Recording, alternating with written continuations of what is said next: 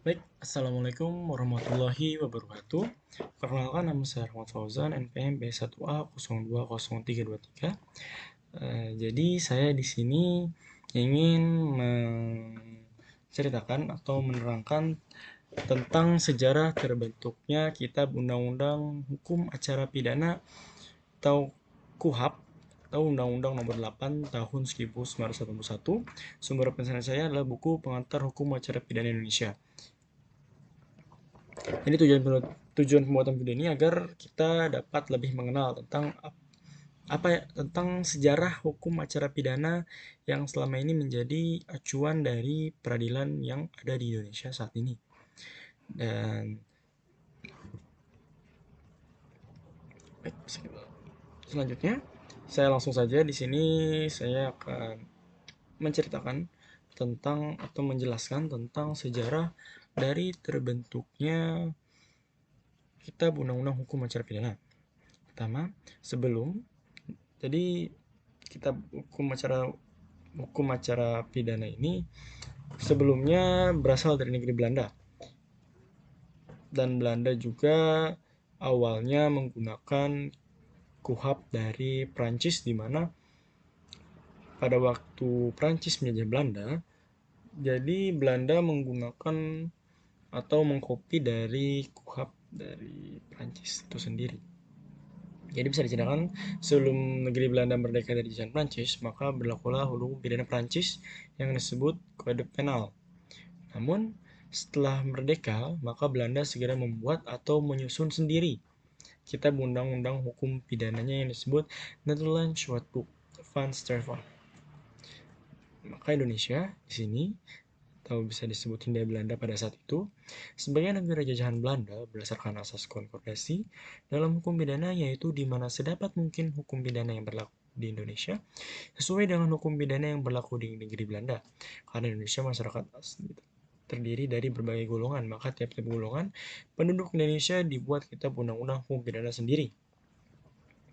Jadi di sini Indonesia mengikuti dari undang-undang Belanda, di mana pada saat itu Indonesia memang masih dijajah oleh Belanda, dan Belanda membawa kitab atau undang-undang hukum pidana sendiri dari Belanda. Yang di sini jelaskan kalau Wetboek van Strafrecht for Netherlands Indy untuk golongan penduduk Eropa ditetapkan dengan konflik Budget 10 Februari 1866 yang berisi hanya meliputi kejahatan-kejahatan saja. Wetboek van Strafrecht for Netherlands Indy untuk golongan penduduk Indonesia dan Timur ditetapkan dengan Ordonantie tanggal 6 Mei 1872 berisi kejahatan saja. Lalu ada Algemeen Volk Strafrecht untuk golongan penduduk Eropa ditetapkan dengan Ordonantie tanggal 15 Juni 1872, hanya berisi tentang pelanggaran pergelangan Algemene Volk Strafrecht untuk golongan penduduk Indonesia dan Timur. Lalu ditetapkan dengan Ordonantie tanggal 15 Juni 1872, juga hanya berisi pelanggaran-pelanggaran saja. Sedangkan bidang hukum acara pidana diberlakukan sebagai berikut. Pertama, Reglement of the Rechtelijk Organisasi STBL 1848 nomor 57 yang memuat ketetapan-ketetapan mengenai organisasi dan susunan peradilan justice di Indonesia. Lalu Reglement of the Berkeley Recording STBL 1849 nomor 63 yang memuat hukum acara perdata bagi golongan penduduk Eropa dan disamakan dengan mereka. Lalu ada Reglement of the Strafrecht STBL 1849 nomor 63 yang memuat hukum acara pidana bagi golongan penduduk Eropa dan dapat disamakan dengan mereka. Lalu Landgerichtsreglement STBL 1914 nomor 317 yang memuat acara di muka pengadilan Language dan memutuskan perkara-perkara kecil untuk segala bangsa dan merupakan bagian terpenting Inland Reglement, biasa disingkat dengan IR.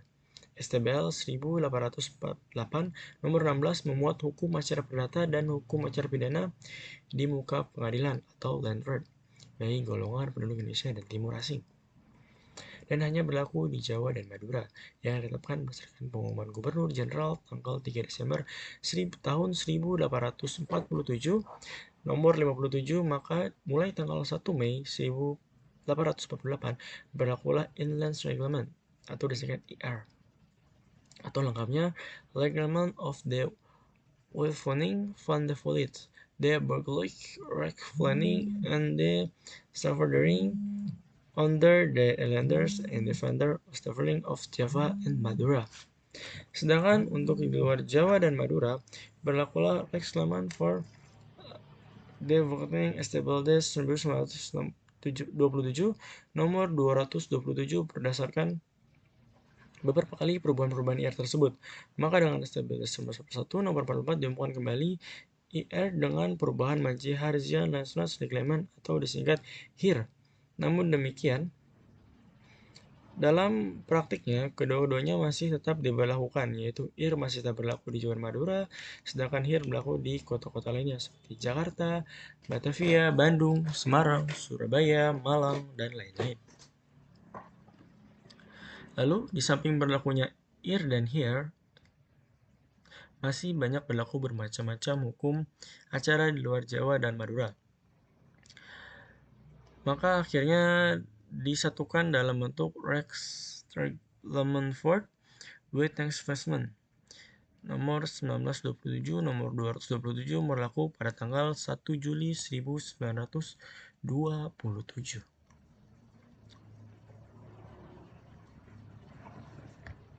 Lalu untuk hukum golongan Eropa berlaku Reglement of Stavoarding dan Reglement of the Burgerlijk Rechtsplanning, hukum acara pidana dan hukum acara perdata.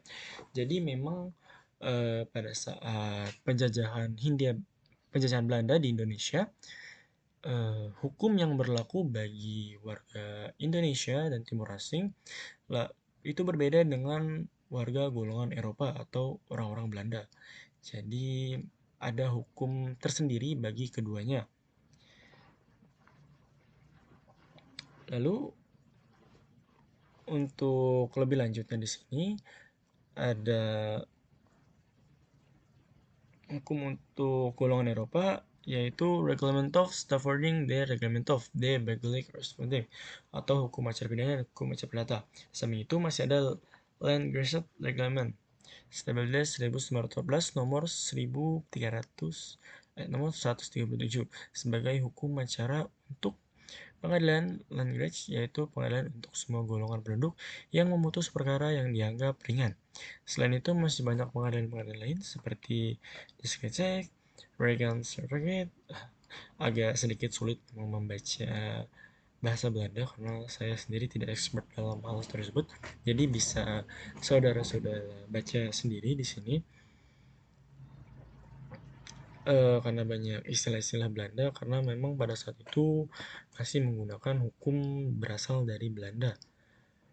Bahkan sampai saat ini kitab hukum undang-undang acara pidana itu sebenarnya masih ada acuan dari hukum acara dari Belanda itu sendiri. Lalu di sini kita bisa lanjutkan pada saat pendudukan Jepang. Jadi pada saat Belanda diusir atau kalah dengan Jepang dan Indonesia diduduki oleh Jepang selama 3 tahun, itu di sini diceritakan bahwa tidak terjadi perubahan asasi kecuali dihapusnya Right Fund Justice sebagai pengadilan untuk golongan Eropa dengan undang-undang Osamu Serei. Itu undang-undang dari Jepang nomor 1 tahun 1942 yang mulai berlaku pada tanggal 7 Maret 1942. Dikeluarkan aturan peralihan di Jawa dan Madura yang berbunyi semua badan-badan pemerintahan dan kekuasaannya, hukum dan undang-undang pemerintahan dulu tetap dikuisah untuk sementara waktu dengan syarat tidak bertentangan dengan peraturan pemerintah militer. Peraturan pemerintah militer yang dimaksudkan di sini adalah peraturan pemerintah militer milik Jepang yang pada saat itu menduduki Indonesia yang sedang berperang dengan sekutu. Lalu lanjut, demikian pula di luar Jawa dan Madura, pemerintahan militer Jepang mengeluarkan peraturan yang sama dan senada, termasuk pula IR dan HIR tetap berlaku di Pengadilan Negeri Tihohoin, Pengadilan Tinggi Kotohoin, dan Pengadilan Agung Saikohoin. Nah, jadi Tihohoin, Kotohoin, dan Saikohoin ini merupakan nama-nama pengadilan pada pada zaman penjajahan Jepang. Memang berbeda dengan zaman penjajahan Belanda, itu dinamakan dengan istilah-istilah Belanda. Pemerintah Jepang langsung menggantinya dengan bahasa Jepang. Lalu susunan pengadilan ini diatur dengan Osamu Serei nomor 3 tahun 1942 tanggal 20 September 1942. Pada waktu itu, semua golongan penduduk kecuali bangsa Jepang di Indonesia hanya terdapat 2 pengadilan, yaitu Tihohoin dan Keizahoin, yang merupakan kelanjutan dari pengadilan pada waktu penjajahan Belanda atau Landgraf dan Landgrahet. Yang dipergunakan adalah Harzen Inlaw Reglement dan Landgraf Reglement. Ini sedikit sulit, mohon maaf bila pembacaan atau lafal dari bahasa Belanda yang saya gunakan salah atau tidak jelas, karena memang bukan bidang saya meminta maaf. Dapat Anda saudara-saudara baca sendiri di sini dan bisa dicari di internet juga, atau ya seperti itu. Lalu pada saat proklamasi kemerdekaan tanggal 17 Agustus 1945, keadaan di atas masih tetap dipertahankan dengan ditetapkannya Undang-Undang Negara Republik Indonesia tahun 1945 sebagai konstitusi negara RI pada tanggal 18 Agustus 1945, di mana pasal 2 Aturan Perundang-Undangan 1945 yang berbunyi segala badan negara dan peraturan masih ada berlaku sebelum peraturan undang-undang dasar ini. Untuk memperkuat aturan peraturan ini, maka Presiden mengeluarkan suatu aturan tanggal 10 Oktober 1945, yaitu peraturan nomor 2 tahun 1945. Nah, jadi ketika Indonesia merdeka dari Jepang atau setelah proklamasi, dibentuklah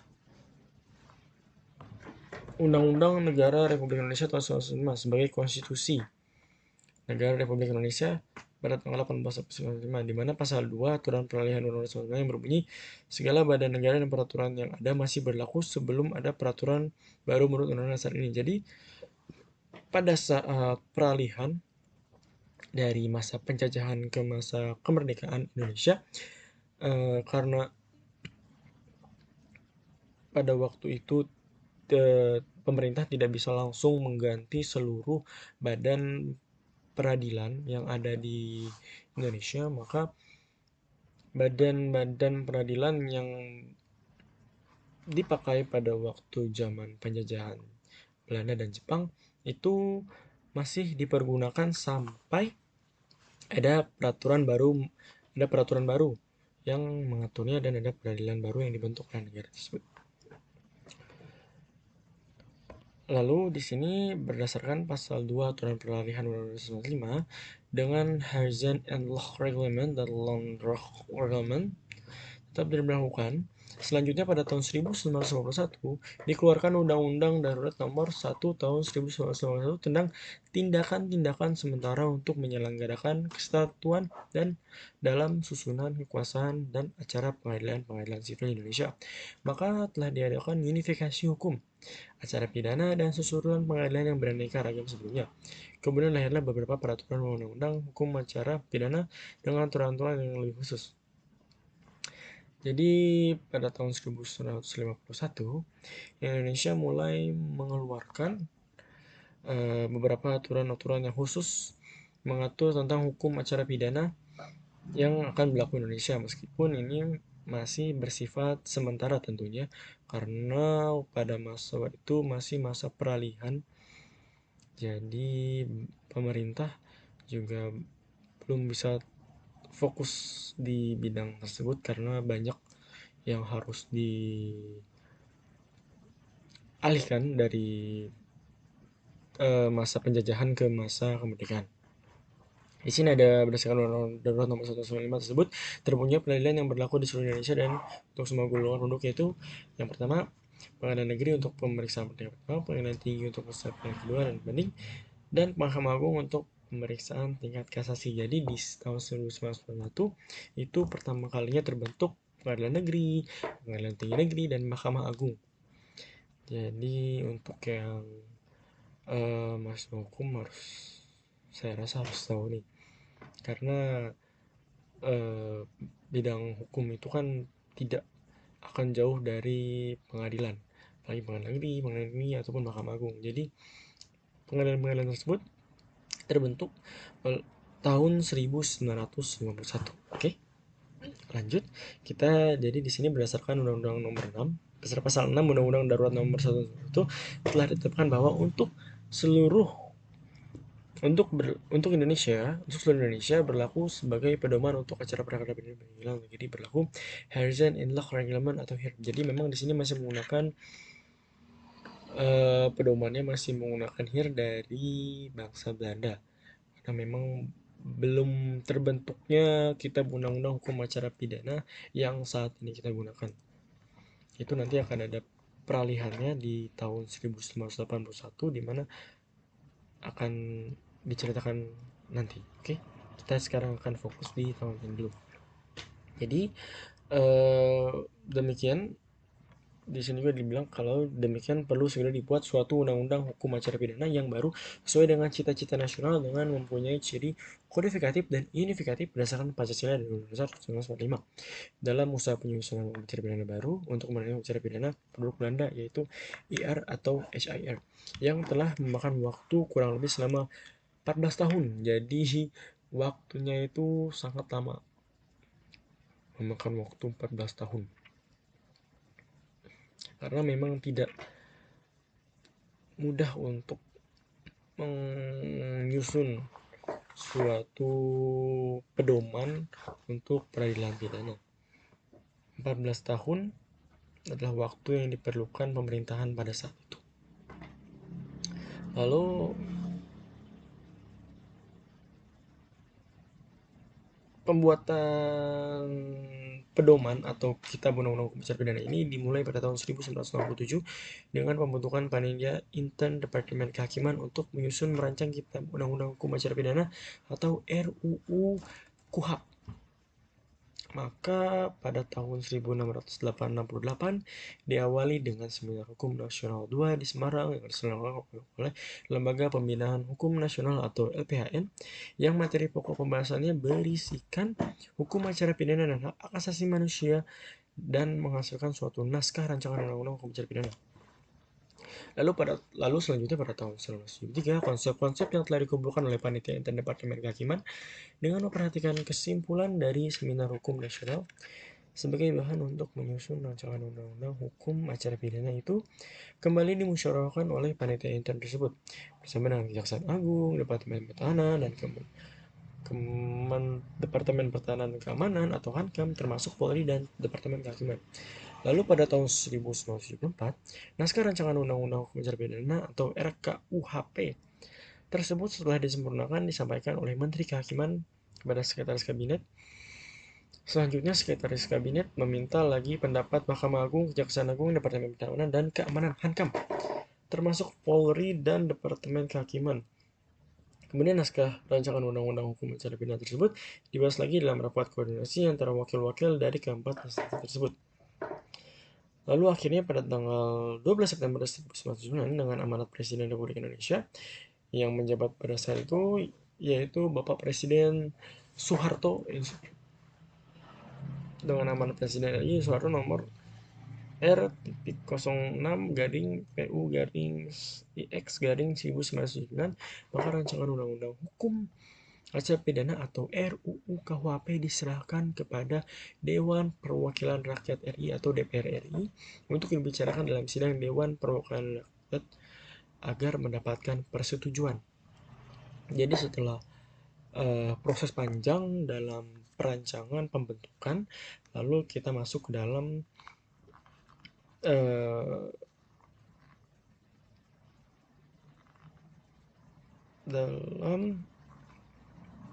rapat DPR, di mana di sini akan dilaksanakan rapat untuk KUHP kita mendapat persetujuan. Lalu dalam pembahasan naskah rancangan undang-undang hukum acara pidana antara pemerintah dan wakil rakyat DPR yang memakan waktu kurang lebih selama 2 tahun. Jadi waktunya cukup lama ya untuk mengesahkan dari RUU KUHP ini, dan memang tidak karena memang sangat banyak sekali yang dibahas. Jadi pada tanggal 9 Oktober 1999 dalam pembicaraan tingkat 1, Menteri Kehakiman menyampaikan keterangan pemerintah tentang rancangan undang-undang hukum acara pidana dalam suatu rapat paripurna DPR RI.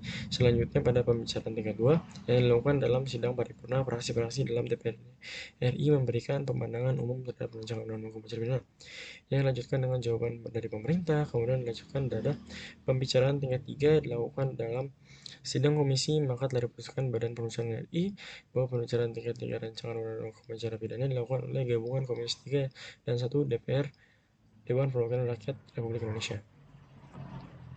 Lalu, dalam sidang gabungan Sigap 3 plus 1 DPR RI bersama pemerintah mulai membicarakan rancangan undang-undang hukum acara pidana pada tanggal 24 November 1979 sampai 22 Mei 1980 di Gedung DPR RI Senayan, Jakarta.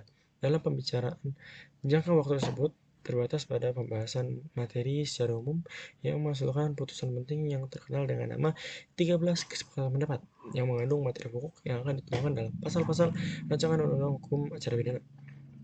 Untuk membicarakan dan merumuskan rancangan undang-undang hukum acara pidana lebih lanjut dibentuk tim sinkronisasi yang diberi mandat penuh oleh sidang gabungan Sigap 3 plus 1 DPR RI. Tim sinkronisasi bersama wakil pemerintah mulai melakukan rapat pada tanggal 25 Mei 1980 untuk membicarakan dan merumuskan rancangan undang-undang hukum acara pidana. Rapat-rapat dilakukan secara maraton setelah melakukan tugasnya selama kurang lebih 2 tahun. Tim sinkronisasi ini berhasil menyelesaikan tugasnya pada tanggal 9 September 1980. Rancangan undang-undang hukum acara pidana tersebut diuji oleh sidang gabungan Sigap 3 dan 1 DPR RI. Lalu, akhirnya pada tanggal 23 September 1981 dengan sidang pleno DPR setelah menyampaikan pendapat akhir oleh semua fraksi dalam sidang paripurna telah menyetujui dan mensahkan RUU HAP menjadi undang-undang dengan nama Kitab Undang-Undang Hukum Acara Pidana disingkat KUHP. Jadi di sini akhirnya KUHP atau Kitab Undang-Undang Hukum Acara Pidana telah disahkan oleh DPR dan secara sah pada tanggal 31 Desember 1981 telah diundangkan dalam Lembaran Negara RI tahun 1981 nomor 76 dikenal dengan nama Undang-Undang Republik Indonesia nomor 8 tahun 1961 yang dilengkapi dengan penjelasannya. Kemudian pemerintah mengeluarkan peraturan pemerintah RI nomor 27 tahun 1983 tentang pelaksanaan KUHP yang termuat dalam Lembaran Negara RI nomor 36 tahun 1983 dan mulai berlaku pada tanggal 1 Agustus 1983. Peraturan pelaksanaan juga dilengkapi dengan penjelasan yang termuat dalam tambahan Lembaran Negara RI nomor 3288 dan kemudian dilengkapi dengan keputusan Menteri Kehakiman RI nomor M14 PW 0703 tahun 1983 tentang tambahan pedoman pelaksanaan KUHP. Lalu Kitab Undang-Undang Hukum Acara Pidana yang hadir untuk menggantikan Horizon and Law Reglement atau HR sebagai payung hukum acara Indonesia. Kitab Undang-Undang Hukum Acara Pidana ini yang disebut sebagai suatu karya agung bangsa Indonesia. Disebut karya agung karena memakan waktu yang sangat lama dan menjadi acuan dari acara peradilan Indonesia dimulai sejak disahkannya tahun 1981 sampai sekarang dan seterusnya. Maka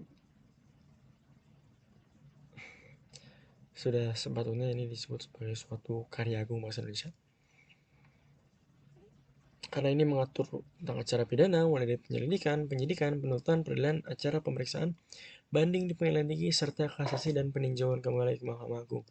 Harus diakui bahwa kehadiran KUHP dimaksudkan oleh pembuat undang-undang untuk mengoreksi pengalaman praktik peradilan masa lalu yang tidak sejalan dengan penegakan hak asasi manusia di bawah aturan Horizon and Law Reglement atau HIR, sekaligus memberi legalisasi hak asasi kepada tersangka atau terdakwa untuk membela kepentingannya di dalam proses hukum. Sangat banyak ditemui rintihan pengalaman di masa Horizon and Law Reglement HIR seperti penangkapan yang berkepanjangan tanpa akhir, penahanan tanpa surat perintah, serta tanpa penjelasan, kejahatan yang dituduhkan, demikian juga pemerasan, penguapan verbalisan. Kitab Undang-Undang Acara Pidana telah mewariskan aturan yang meningkatkan integritas masyarakat, harga diri kepada tersangka terdakwa, jalan memberi perisai hak-hak yang sah kepada mereka, pengukuhan hukum yang tegas, hak asasi melekat pada diri dan mereka, dan merupakan jaminan yang menghindari mereka dari perlakuan sewenang-wenang dari aparat penegak hukum. Jadi demikianlah yang bisa saya sampaikan, yang mohon merupakan sejarah dari Kitab Undang-Undang Hukum Acara Pidana yang berlaku di Indonesia mulai dari tahun 1981 sampai sekarang dan seterusnya. Mohon maaf bila banyak kata-kata yang typo dan salah kata dari saya. Juga kalau memang ada salah dari penjelasan, saya minta maaf. Kepada Allah saya mohon ampun. Dan video sejarah terbentuknya KUHP ini saya selesaikan sampai di sini saja. Video ini dimaksudkan untuk memenuhi tugas hukum pembuktian yang diampu oleh Bapak dosen saya, yaitu Bapak Stefri Iskandar dan Pak Buryang ini. Jadi kepada dosen beliau saya meminta maaf karena memang masih sangat banyak sekali kurang dari presentasi video saya saat ini. Saya mohon maaf, kepada Allah saya mohon ampun. Wassalamualaikum warahmatullahi wabarakatuh.